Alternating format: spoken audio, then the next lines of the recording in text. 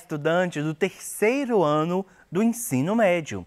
Que bom estarmos juntos aqui novamente para poder falarmos um pouquinho mais dos conteúdos relativos ao PET 2 e especificamente a semana 5 deste PET.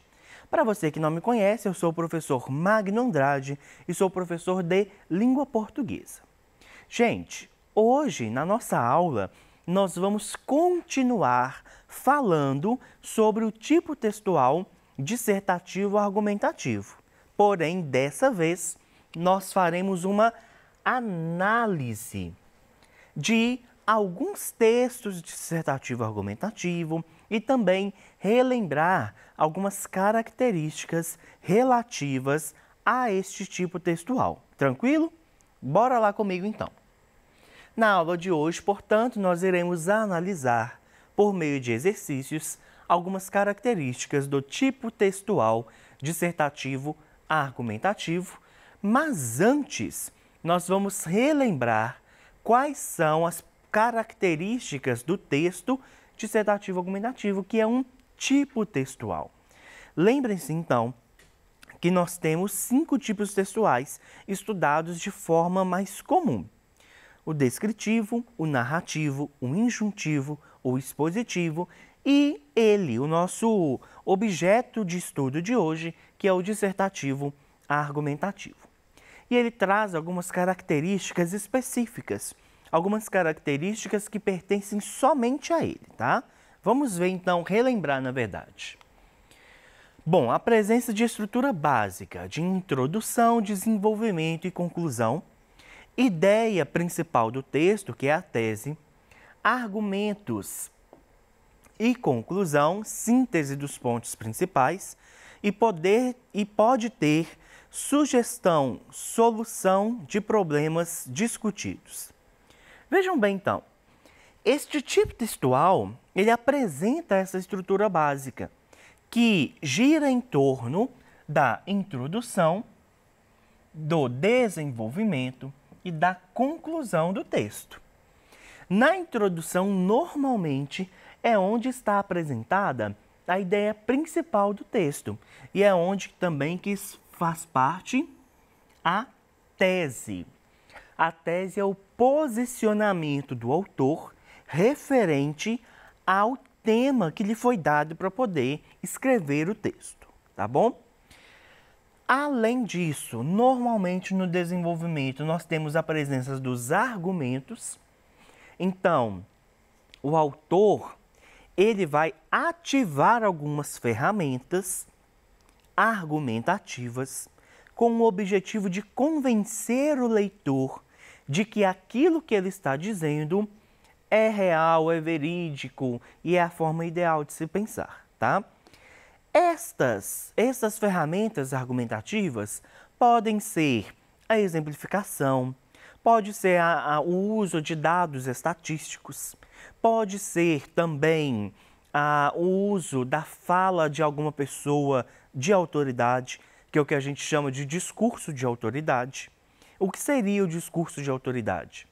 A gente fala discurso de autoridade quando usamos a fala de alguém que tem lugar para dizer sobre determinado tema. Professor, não entendi nada. Vou te explicar. Hoje em dia, a gente liga o jornal e aí o repórter, ele vai falar sobre a Covid-19. Só que este repórter, ele normalmente, em muitos casos, ele não fala tudo sobre a Covid-19. Ele chama alguém. Então, nós estamos aqui com o infectologista fulano de tal. Porque o infectologista é o profissional mais habilitado para falar sobre algumas questões relativas ao vírus. Isso é o discurso de autoridade. É quando eu chamo para dentro do meu texto a voz de uma outra pessoa. Porque essa voz tem mais, digamos, legalidade para dizer sobre daquele assunto, tá? Quando eu uso, então, um juiz, a fala de um juiz, ou de um advogado, ou de um filósofo, ou de um médico dentro do meu texto, eu estou usando desta ferramenta argumentativa que se chama discurso de autoridade, tá? E aí, na conclusão, a conclusão pode acontecer por meio da síntese dos pontos principais discutidos ao longo do texto, e ela pode acontecer também, como é o caso da redação padrão Enem, muitos alunos, muitos candidatos fazem isso, colocam no final do texto, na conclusão, a solução de problemas discutidos, ou seja, a proposta de intervenção. Esta aqui, gente, é a estrutura básica de um texto dissertativo argumentativo. Seja ele padrão Enem, seja um editorial, seja um artigo de opinião, seja uma carta argumentativa, seja qualquer outro gênero textual em que há predominância do tipo textual dissertativo argumentativo. Tranquilo? Continuando. Bom, nós temos ainda os principais gêneros textuais em que se observam características desse tipo de texto: redação de concursos, artigos de opinião, cartas de leitor, discursos de defesa, acusação, resenhas. Olha só, um texto elaborado por um advogado, por exemplo, que pretende defender ou acusar alguém, é um texto que tem como predominância o tipo textual dissertativo argumentativo. Porque, como nós vimos na nossa aula anterior, o tipo textual dissertativo argumentativo é aquele em que eu falo, em que eu disserto sobre algo, seja de modo escrito, seja de modo oral, e que eu argumento, que por meio dessa fala, dessa dissertação, eu vou argumentar em defesa de algum ponto de vista. Basicamente, é isso que os advogados fazem. Eles fazem o seu discurso com base em argumentos que vão defender ou que vão acusar determinada pessoa. Tranquilo? Continuando. Utiliza verbos na primeira pessoa, normalmente nas argumentações informais, como no artigo de opinião, e na terceira pessoa do presente do indicativo, normalmente nas argumentações formais, como no texto padrão Enem, para imprimir uma atemporalidade e um caráter de verdade ao que está sendo dito.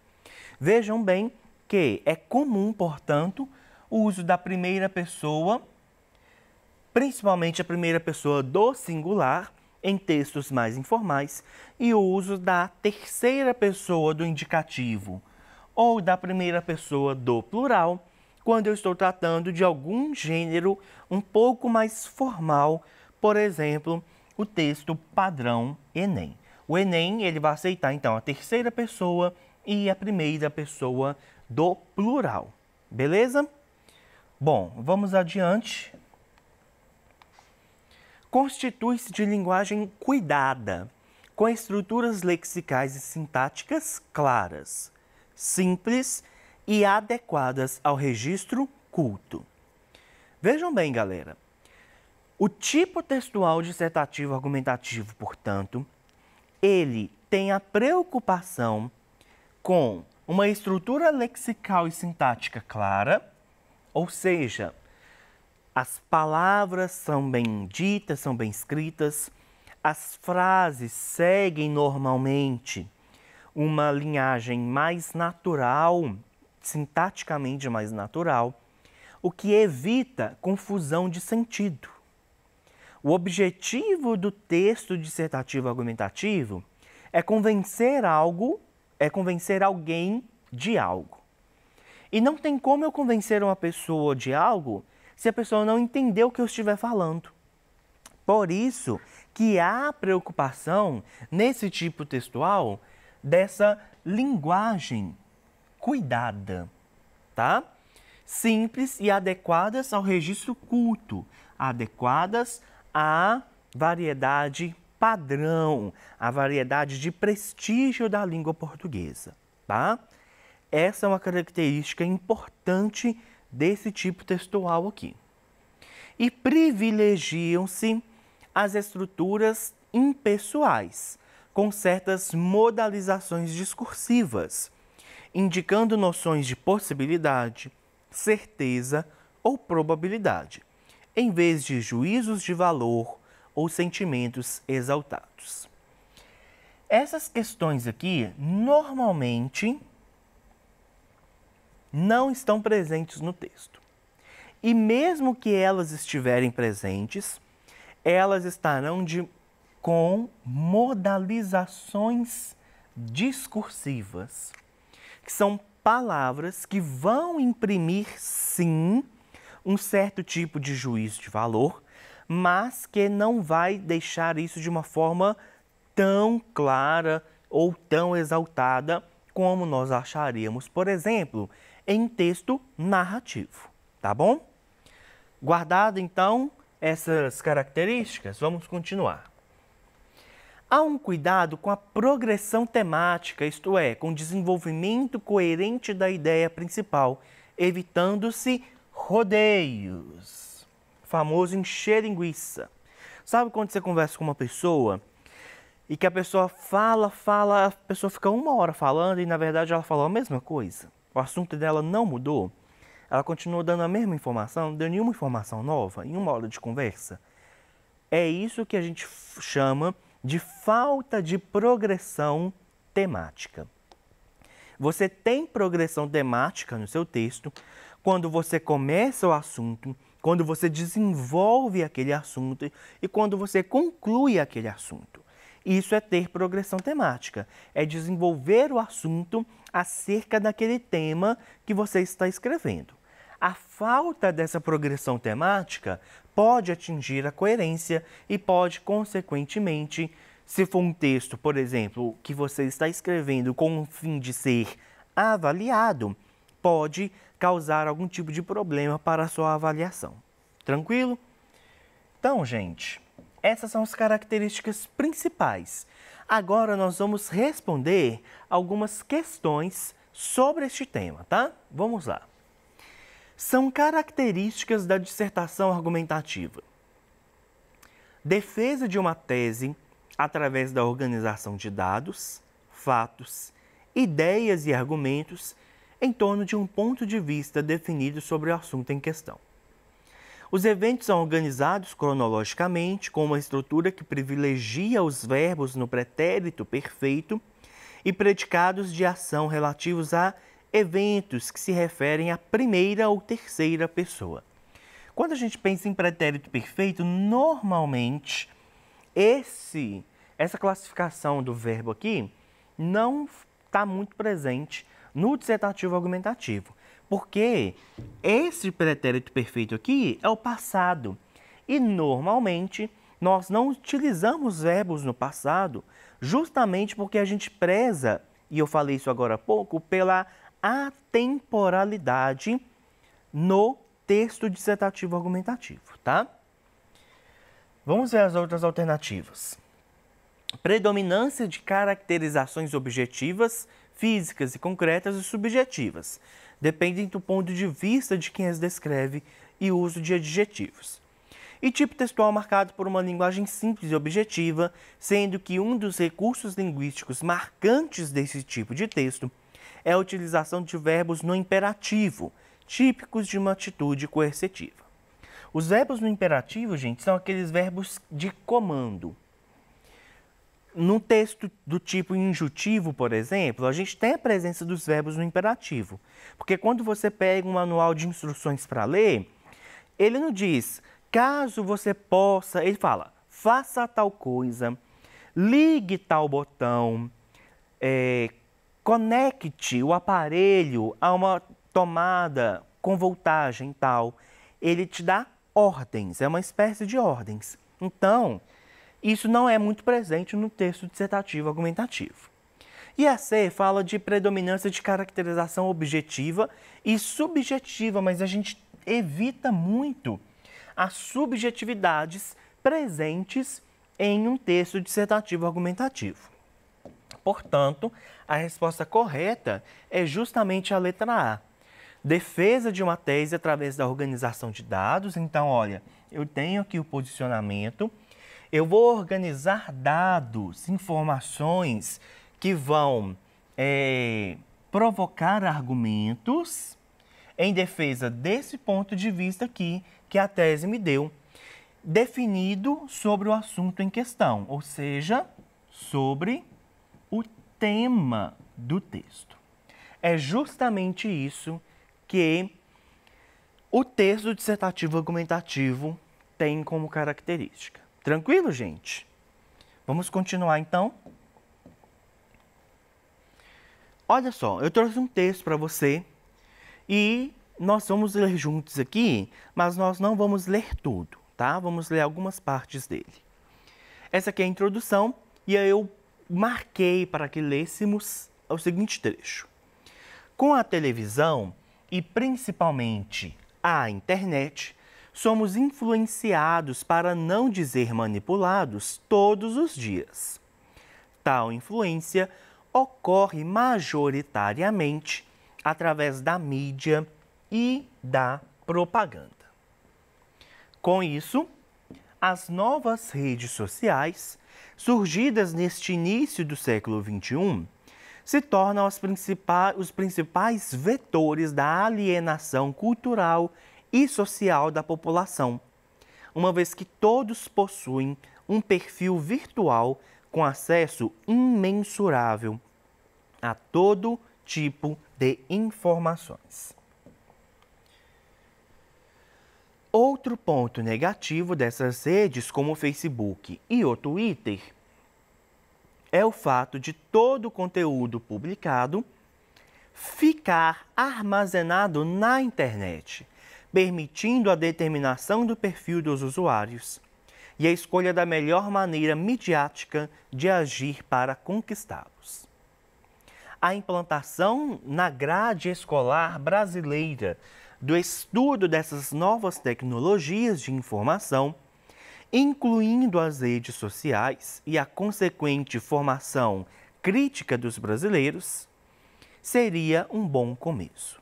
Esta é uma redação escrita por essa aluna aqui e nós vamos analisar algumas questões sobre ela, tá? Olha, quanto à estrutura textual, o texto mostra muitos recursos coesivos que dão continuidade ao texto. Estes recursos coesivos, gente, é importante para a progressão temática do seu texto.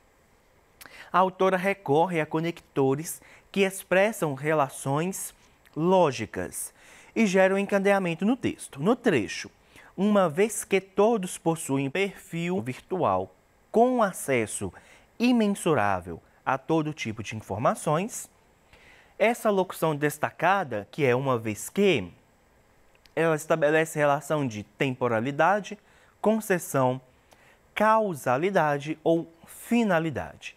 E a nossa resposta, claro, é de causalidade, tá? Então, ela está introduzindo aqui uma causa, uma vez que, e aqui ela põe a causa relativa que foi introduzida por este uma vez que.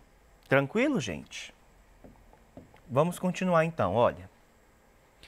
Os argumentos abaixo foram empregados para defender a tese defendida no texto, exceto o computador exerce influência na propagação de alguns padrões de vida de pessoas sem consciência crítica. As redes sociais passam a ser causadoras da alienação social e cultural das pessoas propensas à manipulação virtual. A internet é um veículo transmissor de comunicação que permite o acesso às informações sem o intuito de monitorar ou manipular seus usuários. E a revelação pública de costumes e preferências de quem usa as redes sociais possibilita a promoção de uns e a difamação de outros. Letra C, porque a autora diz justamente o contrário. Ela fala que a internet, os meios são usados para monitorar e manipular seus usuários. E que aqui nessa alternativa fala que ela não tem o intuito, mas sim, a autora fala no texto que ela tem sim esse intuito, esse objetivo. Bom, na aula de hoje, portanto, nós analisamos por meio de exercícios algumas características do tipo textual dissertativo argumentativo. Essas foram as referências que eu utilizei para a nossa aula de hoje. Muito obrigado a você, aluno, a você, aluna, pela sua participação, pela sua presença, e eu conto com você para o nosso próximo encontro. Te espero e até lá!